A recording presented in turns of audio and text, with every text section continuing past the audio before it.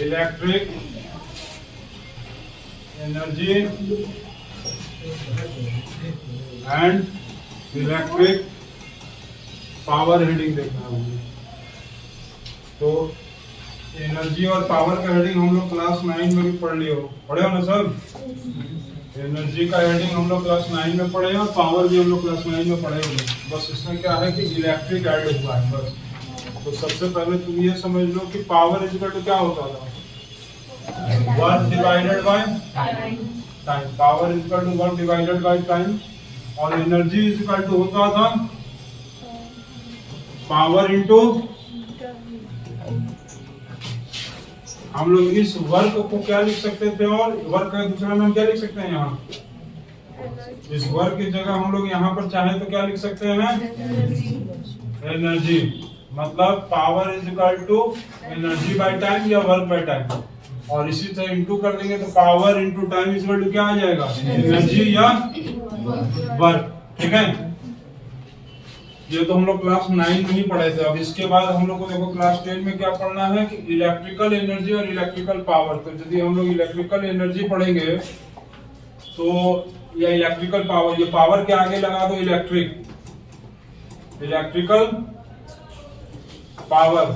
तो यदि हम पावर के आगे इलेक्ट्रिकल लगा दिए तो एनर्जी के आगे भी क्या लगा देंगे? इलेक्ट्रिकल एनर्जी और डिवाइडेड बाय टाइम। समझे? यहाँ पर पावर है तो यहाँ एनर्जी था, जिसके आगे इलेक्ट्रिकल लगा देंगे तो इस एनर्जी के भी आगे क्या लगा देंगे? Electrical. Electrical energy divided by time. यहाँ पर एनर्जी है तो सेम उसी तरह से क्या लगाएंगे? Electrical energy. और यहाँ पर पावर की जगह क्या लगा देंगे? इलेक्ट्रिकल पावर और इनटू टाइम। टाइम में कोई चेंजिंग नहीं होगा, टाइम वैसे ही रहेगा। अब यहाँ पर एक चीज देखो, हम लोग वर्क को गायब कर दिए। क्लास 10 में 9 में तो वर्क लिख भी रहते, 10 में वर्क लिखेंगे नहीं इसमें, क्योंकि क्लास 10 में हम लोग जो टॉपिक पढ़ रहे हैं ये चैप्टर का नाम ही है इलेक्ट्रिसिटी। और इलेक्ट्रिसिटी जो है कहीं ना कहीं इलेक्ट्रिक करंट या इलेक्ट्रिसिटी जो है वो एक एनर्जी है। ठीक है, ये एनर्जी है, इसीलिए हम लोग वर्क को काट देंगे और क्या लिखेंगे? एनर्जी। हम लोग वर्क को कहीं नहीं लिखेंगे, हम लोग जहां भी लिखेंगे energy. Electrical energy, electrical energy और electrical power. Electrical power is equal to electrical energy by time. Electrical energy is equal to electrical power into time. ठीक है, इसके बाद देखो electric power is equal to, अभी हम क्या बताए फॉर्मूला? इलेक्ट्रिकल एनर्जी बाय में टाइम। इलेक्ट्रिकल पावर को क्या लिखेंगे? P। इलेक्ट्रिकल एनर्जी को क्या लिखेंगे? E। और टाइम को क्या लिखेंगे? T। 9 में भी पढ़े हो, power is equal to, power का यूनिट वाट, एनर्जी का यूनिट जूल और टाइम का 1 सेकंड। तो 1 वाट का मतलब 1 जूल और डिवाइडेड बाय 1 सेकंड। ठीक है, अब यदि तुमको कोई कहता है कि मान लो the bulb has power of 5 watt, what does it mean? जैसे घर में बिजली का बल्ब खरीद के लाते हैं कि नहीं? बिजली का बल्ब खरीदते हैं हम लोग, बिजली कंपनी का नहीं, बिजली का खरीदते हैं। कंपनी तो बहुत सारा होता है, सूर्या होता है, फिलिप्स होता है। आजकल नया कंपनी का बल्ब आया तो मुन्नी कंपनी का बल्ब आया। बिजली की बात करना लिखा है the bulb has power of 5 वाट। और ये पूछा है कि इसका क्या मतलब है, ये क्या बताना चाह रहा है? तो बल्ब में लिखा रहता है 5 वाट, 10 वाट, 12 वाट, 7.5 वाट, 8 वाट, 9 वाट, 100 वाट भी होता है। अपने लेवल में रहो, 100 वाट तक 5 वाट का बल्ब है। अब ये क्या बता रहा है? तो इसमें देखो क्या लिखेंगे? इट मीन्स दैट अब यहाँ पर 1 वाट के बराबर 1 जूल डिवाइडेड बाय क्या है? 1 सेकंड। तो 5 वाट के बराबर क्या रहा होगा? 5 joule divided by 1, divided by 5 करेंगे तो 1 आ जाएगा। अरे डिवाइडेड बाय यदि हम 5 कर देंगे तो 5 बाय 5 करके तो 1 आ गया ना। तो क्या लिखेंगे? 5 वाट, तो 5 joule divided by 1 second, divided by 1 second, तभी ना आएगा। 5 को 1 से डिवाइड करेंगे तो 5 आएगा। तो 5 वाट का बल्ब का मतलब है 5 जूल जो है 1 सेकंड में है, ठीक। It means that 5 joules of, ये जूल किसका यूनिट है? Electrical energy. तो it means that 5 joules of electrical energy is used in a time of 1 second, ठीक है। अब इसी तरह से यदि मान लो 100 वाट का बल्ब है तो 100 वाट का मतलब 100 जूल डिवाइडेड बाय 1 सेकंड। 100 नहीं लिख देंगे, 100 कट जाएगा तो 1 हो जाएगा। तो 100 वाट का बल्ब यदि है, ये बल्ब दिया है यदि 100 वाट का है तो इसका मतलब 100 वाट का बल्ब 100 जूल का इलेक्ट्रिकल एनर्जी यूज करेगा 1 सेकंड में। और 5 वाट का यदि बल्ब है तो इसका मतलब क्या लिखेंगे? 5 जूल का इलेक्ट्रिकल, ये जूल की यूनिट किसका? इलेक्ट्रिकल एनर्जी का। तो 5 joule of electrical energy use कर रहा होगा कितने टाइम में? 1 सेकंड में। यही है बताता है। अब 200 वाट का बल्ब है तो 200 जूल डिवाइडेड बाय 1 सेकंड। 7.5 वाट का है तो 7.5 joule 7.5 joule divided by 1 second, ठीक। बताओ अब हम लोग यहाँ देखेंगे ना, इलेक्ट्रिकल एनर्जी का भी यूनिट हम क्या बताएं? जूल। जूल ही मत पढ़े ना, ठीक है। सिस्टर जूल ही नहीं, झूलेलाल होता है। इलेक्ट्रिकल एनर्जी का यूनिट जूल है।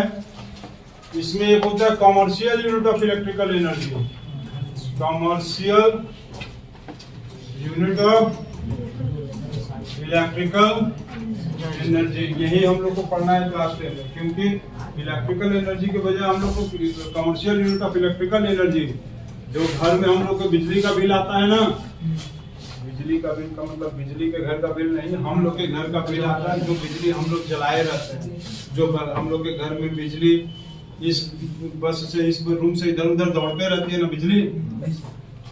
अरे बिजली इस रूम से उस रूम, इस रूम से उस रूम दौड़ती है कि नहीं? जब बिजली एक रूम से उस रूम, उस रूम से इस रूम दौड़ेगी तो गर्म हो जाएगी, तो उसको देना पड़ेगा कि नहीं?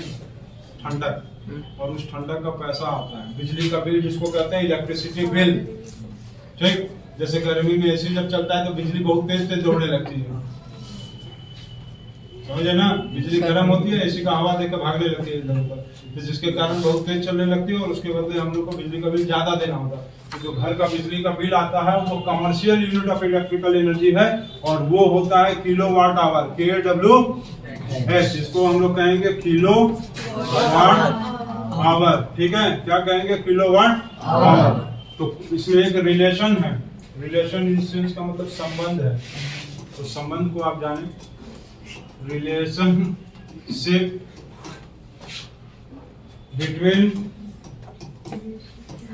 Between kilowatt hour and joule, ठीक है।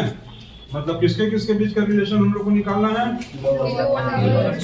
किलोवाट आवर और जूल। मतलब हम लोगों को ये इलेक्ट्रिकल एनर्जी और commercial unit of electrical energy के बीच का रिलेशन बताना है, ठीक है। रिलेशन बताएंगे इलेक्ट्रिकल एनर्जी और commercial unit of electrical energy. इसका यूनिट जूल है और इसका यूनिट क्या है? जूल। और इसका यूनिट क्या है? Kilowatt hour. तो हमको किलोवाट आवर और जूल का रिलेशन बताना है। तो इधर एक चीज देखो, किलोवाट आवर मतलब 1 किलोवाट इंटू 1 आवर। तो 1 किलोवाट को वाट में चेंज करेंगे तो कितना आएगा? 1000 वाट। ये क्लास हम लोग LKG में नहीं 9 में पढ़ेंगे। आवर में कितना सेकंड होता है? 1 आवर में इंटू 60 इंटू 60 सेकंड। अब इसका हम लोग इंटू करेंगे तो 3 3 जा 36 और 36 के बाद 5 जीरो, ढेर सारा जीरो, मतलब 5 जीरो हो गया। ये हो गया जूल। तो 1 किलोवाट आवर में इतना ढेर सारा 36 के बाद ढेर सारा जीरो, हम लोग इसको ऐसे लिख सकते हैं 1 kilowatt hour is equal to 3.6 into 10 की पावर 1 2 3 4 5 6, यहाँ पर लगा पॉइंट, इंटू 10 की पावर 6 जूल। तो 1 किलोवाट आवर में कितना जूल होता है? 1 किलोवाट आवर में आया 10 टू द पावर 6 जूल, ठीक है। 1 किलोवाट आवर में 10 to the power 3.6 into 10 to the power 6 joule. इसका दूसरा रिलेशन भी देखो यहाँ पर, 1 किलोवाट आवर में 3.6 into 10 to the power 6 joule आया। यदि किलो जूल में बदलेंगे तो क्या करेंगे, इसी को हम लोग 10 टू द पावर मतलब 1000 से डिवाइड करेंगे किलो जूल में बदलने के लिए। क्या आएगा? 3.6 इंटू 10 की पावर 3 जीरो खत्म हो जाएगा ना, तो 6 में से 3 गया 3 किलो जूल। दूसरा रिलेशन है 1 किलोवाट आवर में मेगा जूल पूछेगा तो क्या करेंगे, 3.6 इंटू 10 की पावर 6 और डिवाइडेड बाय 6 जीरो, मतलब 10 लाख से डिवाइड करेंगे, क्योंकि 1 मेगा जूल में कितना जूल होता है? 10 लाख। 1 मेगा जूल में 10 लाख जूल होता है, इसीलिए 10 लाख से डिवाइड करेंगे तो ये पूरा इसको क्या किया, खत्म। तो 3.6 मेगा जूल। तो ये जो रिलेशन है ये commercial unit of electrical energy है। तो हम लोग के घर में जो बिजली का बिल आता है वो बिजली का बिल आता है किलोवाट आवर में, ठीक है। जैसे घर में मीटर लगा रहता है तो बोलते हैं कि 2 किलोवाट का मीटर है, 1 किलोवाट आवर का मीटर है, 5 किलोवाट आवर का मीटर है। उसी हिसाब से जैसे किसी के घर में ज्यादा इलेक्ट्रिकल अप्लायंसेस है, जैसे 2-4 तो फ्रिज लगा दिया, 2-4 तो फ्रिज लगाया, 4-5 तो एसी लगाया, तो उसके घर में बड़ा मीटर रहेगा। बड़ा मीटर का मतलब उसका पावर रेटिंग भी ज्यादा होगा, मतलब वो बड़ा ज्यादा किलोवाट आवर को नापेगा। 5 किलोवाट आवर या 10 किलोवाट आवर का लगेगा। किसी के घर में मान लेते हैं खाली मान लो 2 वाट का एक तो खाली बल्ब जलाते हैं और एक छोटा वाला पंखा चलाते हैं, तो 1 किलोवाट आवर के भी बिजली से काम चलता है। 1 किलोवाट आवर का मीटर है, ठीक है, इसको नोट कर लेंगे।